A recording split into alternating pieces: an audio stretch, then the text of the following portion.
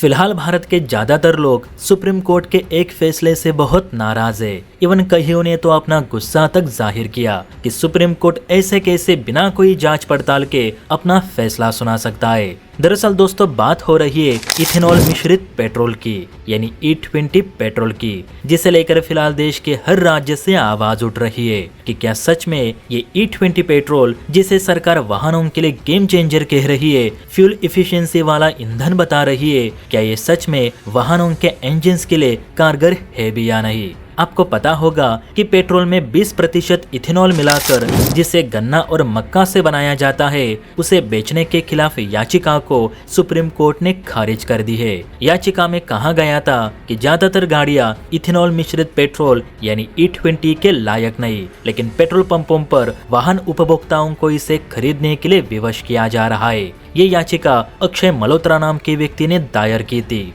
याचिकाकर्ता अक्षय मल्होत्रा की तरफ से कहा गया था कि भारत में 2023 से बने पहले वाहन इथेनॉल मिश्रित पेट्रोल के लिए लायक नहीं। इस पेट्रोल से न सिर्फ लोगों की गाड़ियों का माइलेज कम हो रहा है, बल्कि इंजन पर भी बुरा असर पड़ने की आशंका है, क्योंकि देश में चलने वाले वाहन E20 पेट्रोल के इस्तेमाल के लिए डिजाइन नहीं किए। 2023 के बाद बनने वाली कुछ कंपनियों की कारें ही E20 पेट्रोल के इस्तेमाल के लिए डिजाइन की गई है। बाकी सब गाड़ियों के इंजन E20 पेट्रोल के लिए अनुकूल नहीं। याचिकाकर्ता का कहना था कि अगर सरकार को E20 पेट्रोल बेचना ही है तो बेशक बेचे, लेकिन किसी पर जबरदस्ती ना हो। उनके मुताबिक पेट्रोल पंप पर इथेनॉल मुक्त पेट्रोल और इथेनॉल मिश्रित पेट्रोल ऐसे दोनों ऑप्शन होने चाहिए, जैसे कि नॉर्मल पेट्रोल और पावर पेट्रोल के रहते हैं, ताकि लोग अपनी गाड़ी के हिसाब से ईंधन भर सके। जरूरी नहीं कि जब BS6 मॉडल वाला वाहन मालिक अपनी गाड़ी में E20 पेट्रोल डाल रहा है तो उसे देख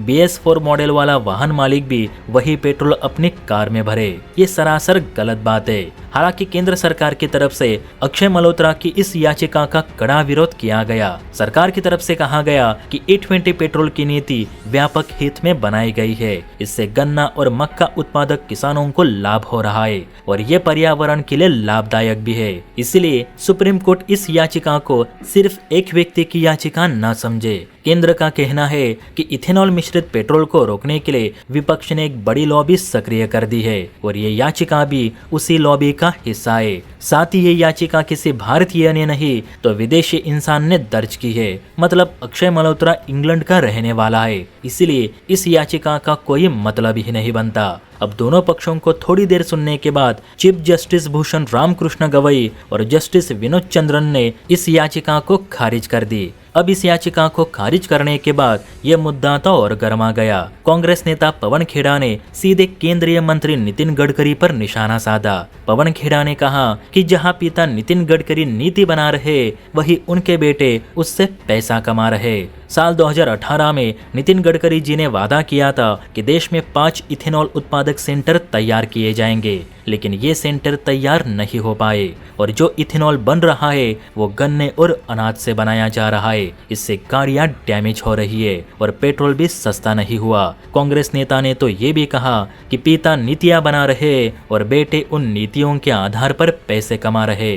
नितिन जी के दोनों बेटे यानी निखिल गडकरी और सारंग गडकरी की कंपनी कियान एग्रो इंडस्ट्री और मानस एग्रो इंडस्ट्री इथेनॉल बनाती है। कियान एग्रो इंडस्ट्री का जून 2024 में रेवेन्यू महज 18 करोड़ था, जो कि 2025 में बढ़कर सीधे 723 करोड़ हो गया है। इस कंपनी के शेयर की कीमत जनवरी 2025 में 37 रुपए थी, जो कि अब बढ़कर 638 रुपए हो गई है। यानी इन कीमतों में 2184% की बढ़ोतरी हुई है। तो ये कहां से हुई? सुप्रीम कोर्ट द्वारा E20 पेट्रोल को लेकर याचिका खारिज करने के बाद association of vehicles owners Kerala यानी अवोक ने कड़ा रुख अपनाया है। इसके साथ ही ऑटोमोबाइल विशेषज्ञों का भी कहना है कि E20 पेट्रोल वर्तमान में सड़क पर चल रहे अधिकांश वाहनों के लिए उपयुक्त नहीं, खासकर B6 के पहले वाले वाहनों के लिए। कुछ ऑटोमोटिव इंजीनियर्स का कहना है कि इथेनॉल मिश्रित पेट्रोल रबर को आसानी से नष्ट कर देता है। इससे पेट्रोल टैंक से निकलने वाला पाइप आसानी से क्षतिग्रस्त हो सकता है। इस पेट्रोल से